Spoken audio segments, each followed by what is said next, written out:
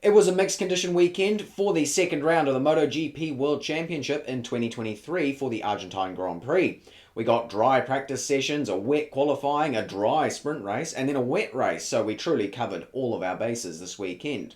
So let's take a look at the 5 things we learned from the Argentine Grand Prix. An incredible start. One of the first and most obvious discussion points we can talk about is Brad Binder's incredible start in the sprint race. He launched it up the inside from 15th to 1st by the end of the second lap. It was truly an amazing start from the South African and shows once again just how good he is. The feature race wouldn't go quite so well for the South African as he would end up falling out thanks to clashing with Maverick, but either way, his sprint race victory shows his class, and he is still riding injured, so I was very impressed by him. A few firsts. This weekend had many firsts in it, and the first of those firsts to occur was in qualifying, where Alex Marquez managed his first ever pole position. He then managed to carry that through to the race and get his first podium with Gresini Ducati, which was very impressive. Alex Marquez has a lot of pace this year, and I'm sure he'll continue to show up in these qualifying sessions as well as the races, so he's one to keep an eye on. We then, of course, also had all of Binder's firsts. His first sprint race win, KTM's first sprint race win, and the first South African sprint race win if you want to go that far. So, lots of firsts from Binder as well. But the more notable person was Marco Bezzecchi, who won his first ever race in an impressive display. He was like 6 seconds down the road. But not only did Bezzecchi achieve his first ever race win, for the first time ever he is leading the MotoGP World Championship after Bagnaia crashed out and didn't collect any points from the race. It's pretty impressive from Bezzecchi, and currently, although it is only 2 races in, I think we're all kind of wondering if he can go the distance and perhaps compete for this title. It's a possibility, we shall have to see. Morbidelli's mojo. For the first time in a long time, we can talk about Franco Morbidelli without having to worry about making some joke about how slow he is. Franco's been spending a lot of time with the doctor, and finally it seems to be paying off as he achieved 2 4th places this weekend, one in the dry conditions of the sprint and one in the wet conditions of the feature race.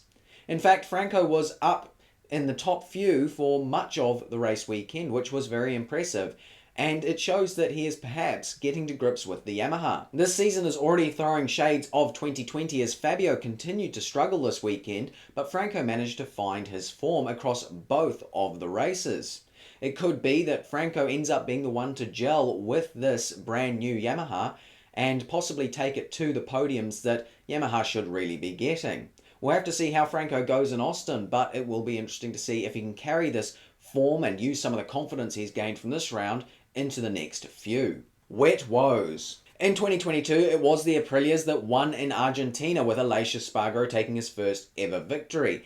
But this time around, despite a really good start to the weekend, Aprilia ended up kind of being nowhere. P1 and P2 did go well as they ended up in P1 and P2, but qualifying was rather atrocious as Maverick Vinales could only manage 5th in the wet conditions admittedly, and Aleix Espargaro was starting way down in 9th.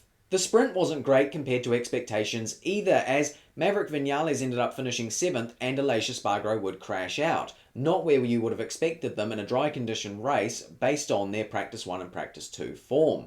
The feature race only got worse for Aprilia as both of their factory riders fell down through the order, ending up with Maverick finishing in 12th and Aleix finishing down in 15th. It was an unimpressive showing from both of them and means that we have to wonder if the Aprilia has a weakness in the wet, since that was the major change between the sprint race and the feature race. That could be critical for any title hopes that Aprilia have if they do have a weakness in wet conditions, and might not be so good for Miguel Oliveira, who of course has always done historically well in wet conditions, but if his bike's not capable of it, might find that key advantage that he has historically had taken away from him. Zarco heroics. Someone who wasn't struggling in the rain, or at least wasn't at the end of the race, was Johann Zarco, who managed another impressive podium, coming in 2nd place. Zarco fell back off the line a little bit, as he so often does, and ended up fighting in the midfield for a long time.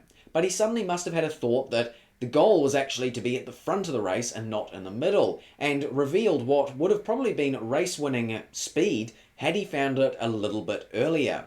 He ended up blasting his way back through the field and finished 2nd, which was impressive, but once again means that he comes up short of that race victory that he's been searching for so long. it's gotta come this year. Rider of the weekend. I found it very difficult to choose my rider of the weekend this weekend. Brad Binder did obviously an amazing job in the sprint race, as I mentioned before, getting from 15th to 1st in that shortened distance. But of course he is eliminated because he crashed out of the feature race. Jack Miller did a very good job, 16th to 5th in the feature race. That was also a very good ride from the Australian and means that he was in the running for it. Bezecchi getting his first race win, obviously a contender because he did such an amazing job to win that race and in such a dominant fashion. But I have to give it to Franco Morbidelli because he was just such a surprise. I would never have predicted him to end up anywhere near the top 4 this race weekend, but he managed it. And because he's such a surprise and did such a good job against expectations, I'm going to give him my rider of the weekend. Struggle of the weekend. My struggle of the weekend for this weekend is Aleix Espargaro. He was the winner in 2022, and after practice 2, you would have thought, yes, he's going to win this race. He looks really good to at least be on the podium, but Aleix just ended up nowhere throughout the weekend. It was really unimpressive from him. And so he is my struggle of the weekend this weekend. Finally, let's take a look at my predictions for this weekend, starting off with Jorge Martin, whom I predicted would win the sprint race, and he didn't, sadly. He ended up finishing in 8th in that, so that was rather disappointing. But my second prediction worked out better, as I predicted that Fabio Quartararo wouldn't finish above 7th, and in the sprint race, that came true, as well as in the feature race, where he finished 7th. It wasn't a very good weekend once again for Fabio as he continues to struggle with that Yamaha. My final prediction was that a KTM would end up on the podium this weekend, and thanks to Brad's heroics, I get that right. He managed 1st place in the sprint race, which is a podium, and I get another point for my predictions this weekend. Alright, that's my review of the 2023 Argentine Grand Prix. I hope you enjoyed this video. If you did, like and subscribe, and if you want to join my MotoGP fantasy, I'll have the link to join that down in the description below if you want to join that. I'll be back hopefully for the American Grand Prix preview in a few weeks' time. It is a bit of a wait. Thank you very much for watching. Goodbye.